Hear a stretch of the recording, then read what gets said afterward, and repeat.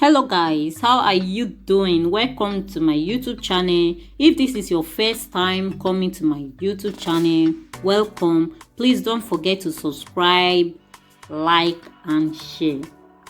Germany demanded that China should pay them 130 billion euros for coronavirus damages because some of their business was affected because of the coronavirus, no tourism, their film industry, airlines. So China needs to pay for the damages because they are the one responsible for this coronavirus outbreak, which affected their economy. Dear President Xi Jinping, your embassy in Berlin has addressed me in an open letter because we asked in our newspaper Bild whether China should pay for the massive economic damage the coronavirus is inflicting worldwide. Please let me respond. First, you rule by surveillance. You wouldn't be president without surveillance. You monitor everything, every citizen, but you refuse to monitor the diseased wet markets in your country. You shut down every newspaper and website that is critical of your rule, but not the stalls where bat soup is sold. You're not only monitoring your people, you're endangering them, and with them, the rest of the world. Second, surveillance is a denial of freedom. And a nation that is not free is not creative. A nation that is not innovative does not invent anything. This is why you have made your country the world champion in intellectual property theft. China enriches itself with the inventions of others instead of inventing on its own. The reason China does not innovate and invent is that you don't let the young people in your country think freely. China's greatest export hit that nobody wanted to have, but which has nevertheless gone around the world, is Corona. Third, you, your government and your scientists had to know long ago that Corona is highly infectious, but you left the world in the dark about it. Your top experts didn't respond when Western researchers asked to know what was going on in Wuhan.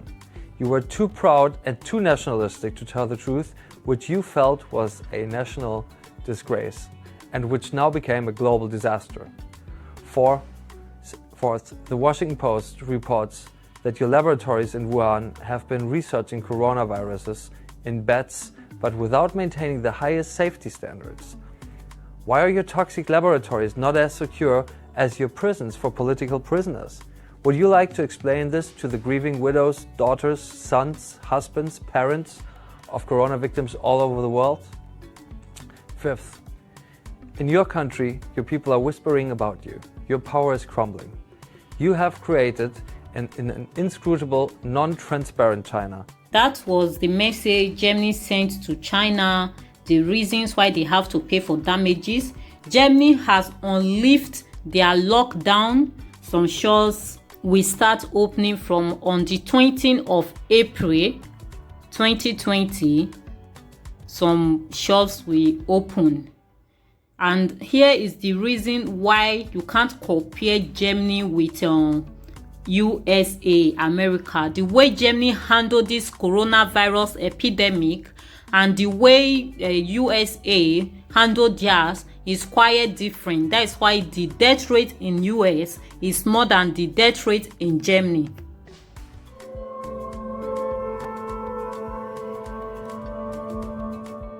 Die Kurve ist flacher geworden. Es bleibt nach wie vor so, sie muss so sein, dass sie unser Gesundheitssystem nicht überfordert. Und wir haben Modellbetrachtungen gemacht. Wir sind jetzt ungefähr bei diesem Reproduktionsfaktor 1, also einer steckt einen an, der natürlich auch nicht, das kann ich immer nur für eine Infektionskette sagen, ob einer einen ansteckt, das ist dann ein Mittelwert, aber es ist ungefähr einer steckt einen an.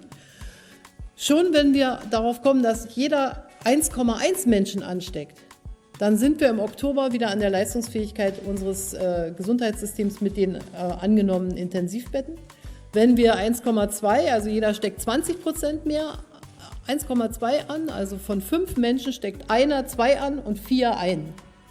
Dann kommen wir im Juli schon an die Belastungsgrenze unseres Gesundheitssystems und bei 1,3, das hört sich nicht viel, wir kommen von 4, 5 Ansteckungen, 3 bis 5 Ansteckungen. 1,3 sind wir im Juni an der Belastungsgrenze unseres Gesundheitssystems. Daran sehen Sie also, in welch kleinem Spielraum wir uns aufhalten. Und die ganze Entwicklung basiert darauf, dass wir davon ausgehen, dass wir eine Infektionszahl haben, die wir überblicken können, die wir nachverfolgen können und dass wir mehr Schutzkonzepte haben und durch die mehr Schutzkonzepte auch mehr Lockerungen machen können. Aber es ist ein dünnes Eis, wie Herr Tschentscher gesagt hat, oder eine fragile Situation oder wirklich eine Situation, in der Vorsicht das Gebot ist und nicht Übermut.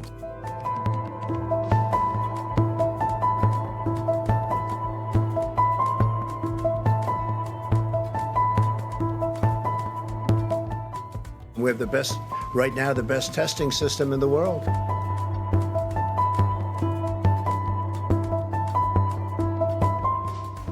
We're the ones who had to spin up testing. I asked over and over again for testing from the federal government. They kept saying they were going to deliver millions of tests across the country. They haven't done that. We've gotten very little help from the federal government. It's fine. I've given up on any promises that have been made. I hope something will get delivered from the federal government, but I don't expect it anymore. It will go away, just stay calm. Typically that will go away in April. We're in great shape though. You treat this like a flu. It's going to disappear. One day it's like a miracle, it will disappear. So healthy people, if you're healthy, you will probably go through a process and you'll be fine. Do you believe it's inevitable that the coronavirus will spread across the country? No, I don't think that's inevitable at all.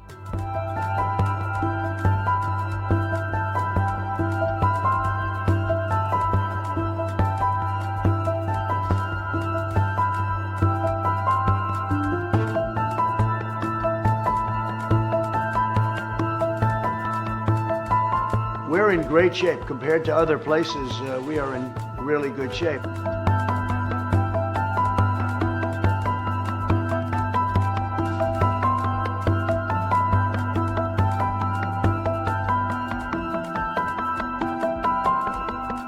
Doing it the way we're doing it is much better. It's really much better.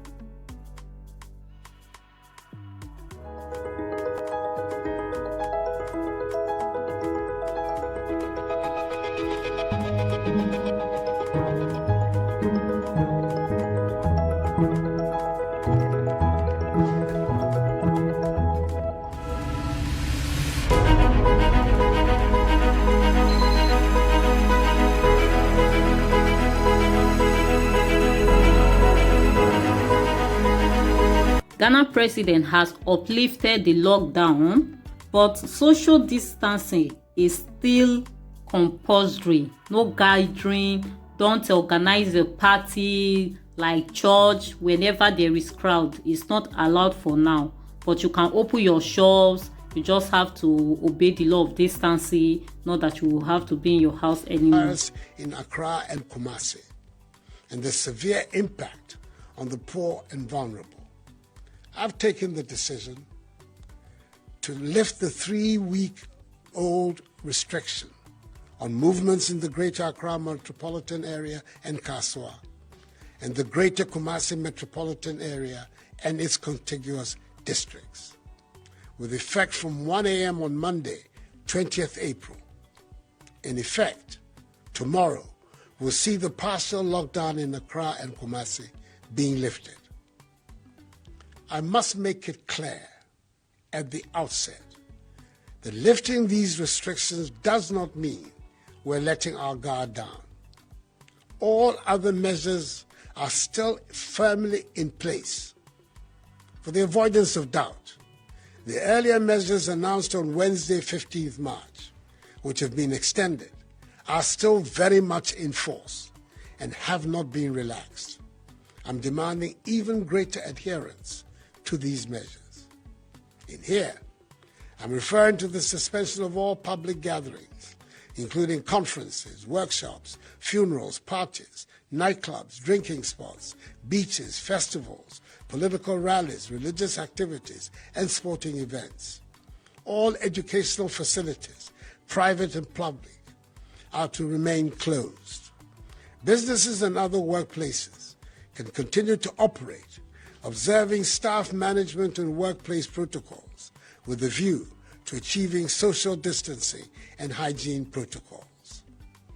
Operators of public transport including our buses, trotros, and taxis, are to continue to run with a minimum number of passengers, as they have been doing for the last 3 weeks in maintaining social distancing. They must also continue to ensure the maintenance of enhanced hygienic conditions in all vehicles and terminals by providing, amongst others, hand sanitizers, running water, and soap for washing of hands.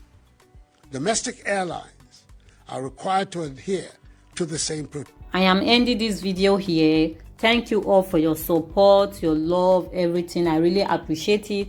I say once again, thank you very much. And please, if you are just coming to this my YouTube channel, don't forget to subscribe, like, and share. Have a wonderful day. Bye.